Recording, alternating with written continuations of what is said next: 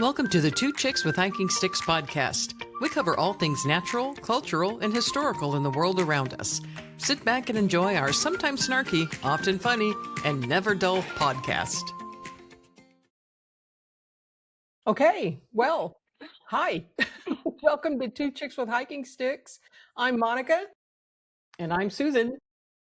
And I'm Jo. And we've got a special guest today.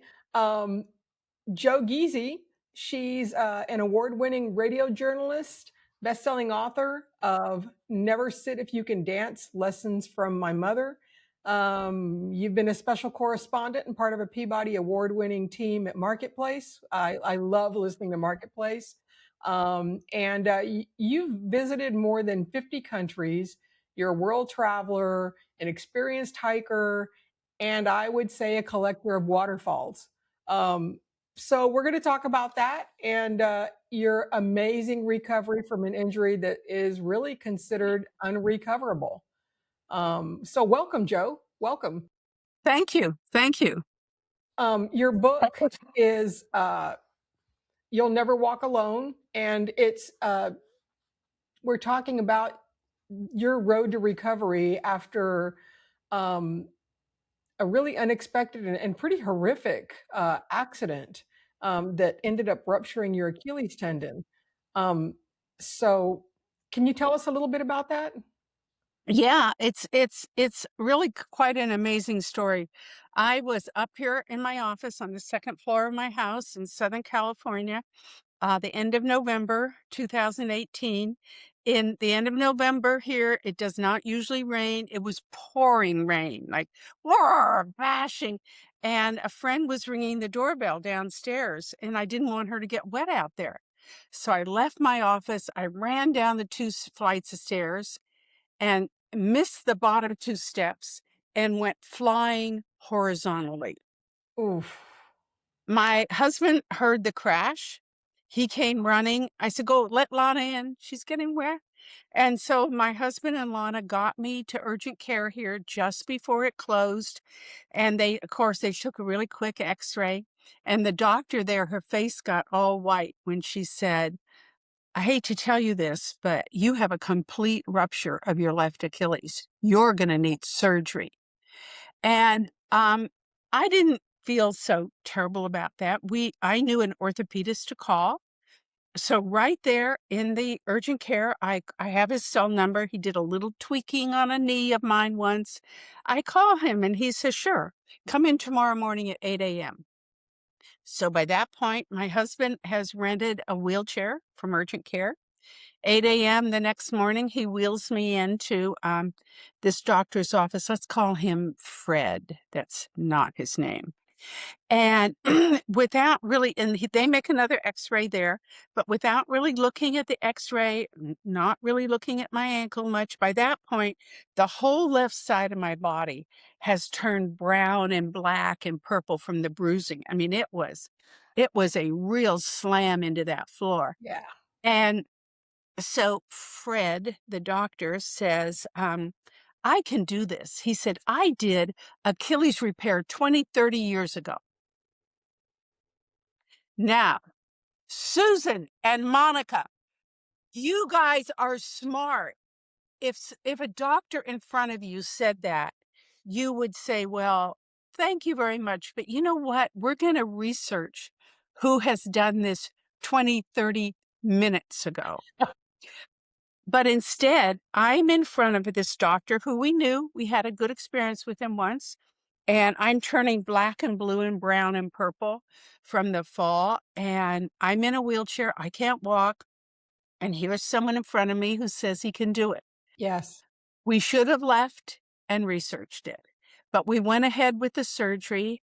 And afterwards, a doctor who I knew for a different reason said she suspected that he introduced the infection during the surgery. Oh, wow. So he went in supposedly to reattach the Achilles, but the wound, which was about like that big where he went in, got all infected. And I'm not even sure I knew the word necrotic before. Necrotic, necrosis, it means dead. Mhm. And Yep. that whole area where the wound is has died and turned necrotic. Well, you do not want to have a necrotic part on your body. I mean, No, you don't. so um so um then in this journey, then we have to deal with the wound, not even the Achilles. And I get to a couple trauma wound doctors, and at one of the doctors, they're going to deal with the wound, clean the wound because it's all necrotic around there. They're going to get all the scratchy, dead stuff off. And they're going to, make sure the Achilles is, reattached. And the surgery is supposed to take 3 or 4 hours. After an hour in the recovery area, the trauma wound surgeon's right there. And he says there was nothing to reattach. The Achilles had died. And I'm going, how is, now we're not even dealing with, reattaching the Achilles. We're trying to figure out, am I going to walk again? Right. I I start at a certain point during this, I start a vigorous PT, um, trying to regain some function. Mhm. And at this point, I've been on a knee scooter, and to inject some fun into this really unfun business, I um, I had attached one of these dingling bells onto my Yeah. knee so that when I arrive somewhere, at least there's a kind of a happy sound, because there wasn't anything happy at that point. Yeah. And so I I saw a physical therapist I'd seen a little bit before. I knew her. I had invited her up to the house for lunch once, twice. Um, and I thought we were kind of friends. Unfortunately, both of our mothers died about the same time, so we kind of commiserated over that. And so I go in to see her thinking that, I don't know, maybe she can help me some more, learn to walk again. and she watches me kind of walk across the physical therapy center there, the facility. And um and then she has me come into her little office, and she says, I hate to be a Debbie Downer, but you've got to consider that you're going to be impaired the rest of your life. Now, all I had at that moment was hope. Right. Hope that I could get better. Hope that I could be walking again. Hope that I could be hiking to my favorite waterfalls. Right. And no medical professional has the right to snatch away your hope.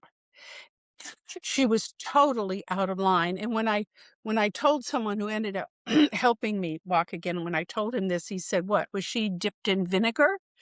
Um, and yeah, I maybe like she that was. saying. Right. Right. But I didn't buy it. So I finally, in this journey about 9 months after that accident, the the doctor who botched the surgery out of the blue sent me um, a text. I think it was a text. And he said, you might try this place. Now, this just goes to show that he knew how bad my injury was, because Right. the place he was sending me to, CORE, the Center of Restorative Exercise, mostly is for spinal cord injury patients who have an orthopedic problem where they can't walk and a neurologic problem. So the orthopedic isn't connecting with the brain, and that's why they can't walk. And so I go there, I'm driven there. I'm not driving myself at this point. I'm driven there, and Taylor, the founder of this center, takes me back in the evaluation room, and he says, I've never worked with someone who doesn't have an Achilles, but he has a couple PhDs in sports medicine. And he says, I can put my education to use for you. And I was driven over there once, the first time, and it's in Northridge. And from where I live here in Los Angeles to Northridge, I thought I'll go one time. But this is like asking someone from LA to drive to London. I mean, it is so far away. Yeah. And this traffic is, I ended up going for 2.5 years. And Taylor dedicated himself to my recovery. And today, when I'm out walking and people are whizzing by me, because I walk at half the speed that I used to walk. And I said to Taylor at a certain point, they're just whizzing by me. And he said, to compare is to despair. Don't. That's right. Um, a couple weeks ago, actually, well, it started with members of the press interviewing me when my new book came out. Loved the cover of it. Red's my favorite color. Yes. And um, and they started calling my situation a medical miracle. And I thought, is that hyperbole or is this correct? So I was seeing another doctor with my husband about something else. And I said, I want to run this by you. People are saying that my being able to walk now without a left Achilles, they're calling me a medical miracle. Is that justified? Is that hyperbole? And he thought about it for a minute and then he said, most people without a left Achilles would be doing well if they could walk in their living room. Yep, you're a medical outlier. You're a medical Wow. miracle. Wow. Yeah. That's amazing. Well, I Um, refused. I refused to give up. I mean, during this process, one friend of mine said, well, this is when I'm still on the knee scooter. And she says, well, do you think of yourself as an ex-walker, an ex-hiker? I went, no, not on your life. No, that is no. not, no. Um, so in the recovery process, what would you say would be the hardest part of it? Would you say the physical aspect or the mental aspect of that? And was there a point in that where you thought, I am never going to hike again? Um, the the visual mantra I had in my head while I was 144 days not walking and mostly with my leg in a different kind of cast all the time, elevated on all these Right. pillows. The visual mantra I had was a favorite hike outside of Bozeman, Montana, and it was the entry path to that hike. And what was interesting to me, because I'm such a waterfall junkie, my mantra wasn't the waterfall there, Grotto Falls, which is fabulous, but it was the entry path. And I think that was because if I could get onto that entry path, and it's not really much of a hike. It's more like a gentle stroll, Yeah. a mile and a half, but it is at altitude. Um, and I think the way I rescued my brain throughout this is I thought about getting back on that path. And also the the the book is called You'll Never Walk Alone. And what really rescued me and my head during all this is all the friends who clustered together, either bringing me, my Persian friend bringing me the best Persian food in the world that she makes herself, Yum. um, a neighbor coming by and just sitting with me downstairs where my leg was elevated, holding hands, another neighbor coming by. And sometimes when someone is not doing well, words aren't even necessary. And she just held my foot. And, I mean, no words, just Annie just was there holding my foot. So, the physical part was hard. The mental part was hard. When I was at CORE and Taylor put a recovery team together for me, which included like a medical acupuncturist, a shockwave therapy, podiatrist. Yeah. I added a psychologist, someone I had seen before, so I could talk about, what I was going through. But also what's really interesting to me and surprising is that so many people who have read my book, their first comment, kind of to my surprise, has been about the Ed character. Now, the Ed character is my husband. Right. And they're not so much their surprise, but their curiosity and their level of interest of how he cared for me and was on the team. It was the team, Ed and Joe, Joe and Ed. And teamwork works. Whenever I see someone at a serious medical appointment and they're by themselves, I go, where's their team? You need a medical advocate because you are probably so stressed out, Yes. nervous, Yes. wondering what's going to happen next. And you need someone there who can take notes, ask questions, who's not as nervous as you are. And yeah. Well, something like this really does bring to the forefront that those of us that have teams like that, we are at such an advantage in Mhm. our lives because not everybody has the ability to have that team. And it's kind of sad, but you were fortunate to have it. And I remember one of the things that Ed told you, um, perfect is the enemy of good. Yep. And I remember reading that in the book, and I actually wrote that. I quoted him in my little commonplace book, um, to remember that because it's true. You know, we when we strive for perfection, we forget that there are good things in between that we're not focusing on because we're so focused ahead on that. So you were really lucky to have Ed on that team. Um, More ways than one. I mean, he drove me to a lot of these appointments. I mean, we really were a team. I could not have, and that's what I think is so interesting. And people reading the book want to meet him. Who is this character? And also the audio engineer who did the audio book.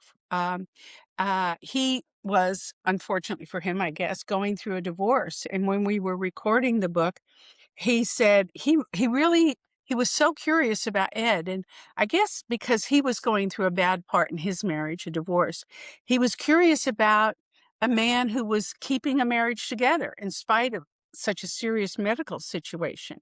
Um, so that's interesting. The other men are learning from this too. um, this is going to sound like a really corny question, but I'm curious if you could go back and talk to yourself on the day of the injury, what would you tell yourself? Well, first of all, I would tell myself, don't run down those stairs. I mean, she might be getting wet out there, but this is going to only take another 35 seconds out there or something. Yeah, Um, and my relationship with stairs and steps has never been the same. When I see stairs and steps now, I used to just carefree, just, walk right, down, right. no big deal. And now, especially if I have something, I'm holding a cup of coffee in my hand or something, or a book in one hand or something, I'm extra, extra careful. I don't breeze down the steps anymore. Yeah, yeah. But Of eh, can I share one piece of knowledge with you that I love so course. much? Yes. Um, because one of my things in hiking is that I love hiking to waterfalls. And I've loved this since I was introduced to Snoqualmie Falls outside of Seattle when I was 5, 6 years old. And I've always loved it. I love how refreshing it feels there. I love the thunderous sound when the water's roaring down. And but I didn't know until I was writing this book that there's actually a term for this. It's called waterfall effect. And it was coined 100 years ago. Wow. And I know. And what it is that when it comes to air ions, that in the air, it's ironically, it's the negative ones that are Right. positive. And so the air near a waterfall, this is the waterfall effect, has something like 100,000 negative air ions per cubic centimeters. Whereas like Susan, your office right there now, maybe if you're lucky, has 100. So no wonder we feel so refreshed. I mean, there's a real reason Yes, we feel yes. good there. And when you mentioned that, it reminds me that you mentioned something that we've talked about in our previous podcasts. You had mentioned Shinrin Yoku, or forest bathing, at the towards the beginning of your book. Right. And that's something that I don't know if you practice it regularly, but it's something that we talked about because when we did a little bit of research, we found out that in Japan, that's a prescribed therapy, which Well, I find amazing. right along this line, as I was recovering and starting to walk again, I say that, doctors should write a prescription for just taking a stroll. I mean, I started in Montana. My first hike, so to speak, was down our driveway. And this driveway is not very long, but Yeah, I was outdoors. I had my elbows boots on. This company, out of the blue, honored me last year as a local hero. that's great. And called, or I guess I emailed Paige, the contact there, and I said, "Why me?" And I wasn't asking to be flattered. And she said, "Because of your story of determination and grit." And so that was fun. But also, one thing that, I mean, since you guys are so um, into hiking, and one of the most important parts, I think, about hiking is having the right equipment, whether Oh it's yeah. the right boots. For me, Yep. it's the Yep. Oboz boots. A couple days ago, I was out just with a friend for lunch, and I gave her a little present, and she was very apologetic because the present she had for me was very tiny. It was just a little red whistle. But of course, I never go hiking Exactly. especially in Montana without a whistle. Yes. I also have the bear bells on my poles, Yep. Yep. the whistle, and sometimes you can do that without bear spray if you have both of those too. But my hiking buddy, I have one person in particular that I hike with a lot in Bozeman. And one day we had come down from a mountain because it was about noon, it was approaching noon. And he didn't want us to be up there when it was going to be that hot. And so we didn't summit that mountain. We came down first. And as we're coming down because it's going to get too hot, and it's really not a really great Hmm. time to be out there. There's a woman about to go up the mountain. She doesn't have on hiking shoes. She doesn't have on a sun hat. She doesn't have on sunglasses. She doesn't even have water with I her. knew you were going to say that.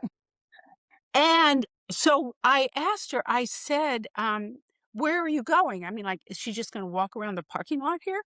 Oh, she says, oh, I'm going to summit that mountain. Right. And I just went, I didn't say anything. Brad and I just kept walking to our car, but I thought that is a really stupid idea. It's Susan, what's your mantra? Susan has a mantra about that. What is it? Recover or what? Responsible, not rescued. right, There you go. right, right, right. So, and also, part of that also, this woman who was not well attired or dressed in any way for this, she was also by herself. And I know sometimes there's these little article. I know Susan's shaking her head. No, no, no, and you're absolutely right, right, right. The I I saw a woman once. She was much older, and she was on the trail I was coming down, and um, something had happened to her. But she must have had 5 or 6 friends that she was hiking with around her. One of them ran down the trail. There was no cell phone reception right there. He ran down the trail to be able to make a cell phone call to 911. And by the time we got to the bottom of the trail, there was the equivalent of like an ambulance there with a gurney. But let's say this older woman was on that mountain hiking by herself. Hmm. Don't do it. Please don't do it. And all these places that they'll, little hiking magazines or some, and they'll give you, when you hike alone, be sure you have this. Well, when you hike alone, be sure you have a partner. I mean, Yeah, Let's start with yeah. the basics. Have a partner. right. One of the things that we do talk about, because I have done solo hiking, nothing extremely strenuous, but one of the things that we push is if you're going to do that, you want to make sure you're taking all the right equipment. You're letting somebody know where you're going, when you're expected to be back. You leave a note on your windshield, and make sure that you've got emergency contacts in your phone, that your phone is just, there's a whole list of things you should be doing if you decide that you're going to go solo hiking. And we advocate for that regularly on our show. So yeah, 100% agree with everything you just said. Um, Good. we Two Chicks, we try not to just focus on hiking in parks. We want to encourage our audience members, no matter what their age, or hiking skill level, that it's never too late to get outside and get your hiking sticks and go. Do you have any advice for anyone who might feel intimidated to start hiking after an injury or later in life? Um, Intimidated. Um, I would say just do it. I mean, you're going to feel better doing it, having done it. And you might do it in a different way. I did a sunrise hike in Montana, and I realized this was about a year ago or so, and I realized I'd never done a sunrise hike, literally 7:30 in the morning. They had big pots of fire around because it's Montana. It was like 39 degrees, even though it was summer. And I start off and I realize that I can't keep up with the group. And so the guy I was talking to, he was telling me a recent trip of his to Taiwan.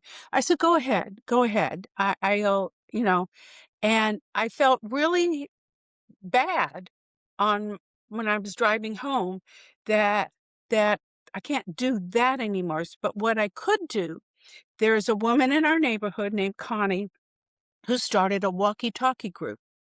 Now the walkie-talkie group walks slow enough that they can talk and walk at the same time.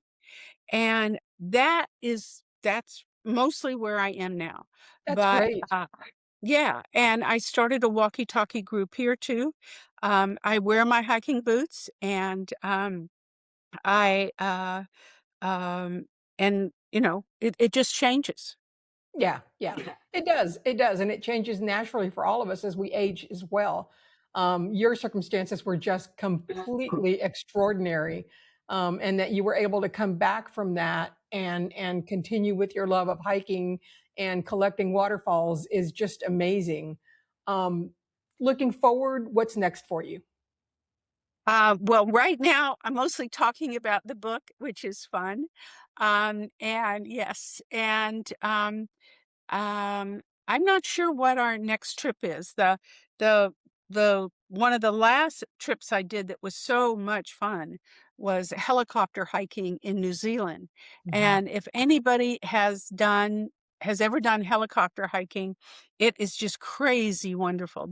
You go up in a little helicopter, you're surrounded by glass, you can see everything. You're dropped with a guide into a very remote area because a lot of areas in New Zealand are not accessible otherwise. And you spend the day. And the other even better thing about New Zealand, there are no predators. There are no Oh, bears. There's no nice. bears. There's no snakes. There were a lot of mosquitoes. So there's all kinds of ways to enjoy the outdoors. But can I share one thing with you Of that, course. okay, when I started hiking, I started hiking when I was 5, 6 years old, and I wore this dress. Aw. Uh, and how I still have this dress I have no idea. And usually my mother made them, as much lace as possible and all, and I would set off. We lived in Seattle.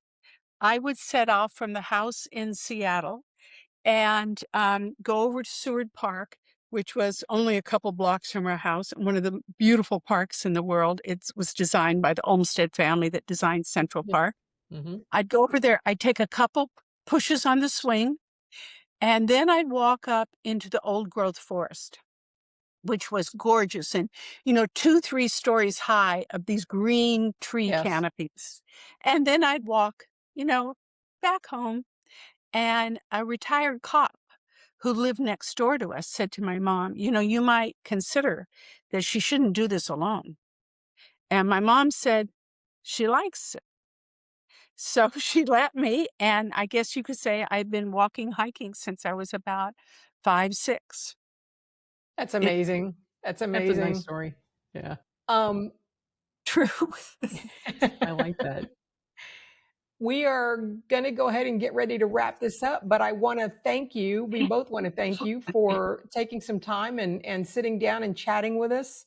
The book is You'll Never Walk Alone, a hiker's memoir of adventure, tragedy, and defying the odds.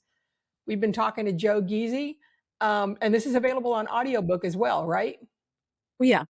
Okay, so anywhere you buy your books, I say go out and look for it. It's a good read. It's amazing. It's amazing. Thank you. I appreciate that. And thank you for joining us. It's been fun. You take care out there. All right, you guys, we know what to do. At the very end, you hike your own hike. Right. Hike your own hike. Thanks for joining us. Bye-bye.